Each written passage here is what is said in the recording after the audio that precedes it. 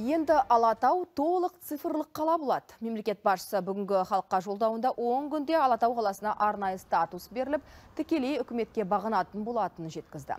Сонымен бірге 6 айдың ішінде қаланы басқарудың қаржылық үлгісін қарастыратын жеке заң қабылдау қажеттігін айтты. Алатау қаласы біздің жаңа іскерлік белсенділік пен инновация орталығына айналмақ. Жалпыұлттық жобаны жүзеге асыру үшін аумақ бөлініп, бастапқы жоспарлау аяқталып, негізгі инфрақұрылым желілері қосылды. Жақында Қытайға жасаған сапарымда әлемдік деңгейдегі компаниялармен миллиардтаған долларлық келісімдер жасалды. Осы компаниялардың бірі Шэньчжэндегі жаһандық технополистің құрылысына атсалысқан және Алатау Сити жобасын жүзеге асыруға тікелей қатысады. Мұнда Smart City технологиялары енгізіліп, тауар мен қызмет ақысын криптовалютамен төлеу мүмкіндігі қарастырылады. Жаңа қала Қазақстанның болашағының бейнесін айқын көрсетіп, заманауи технологиялар мен жайлы өмір сүру ортасын ұштастыруы қажет.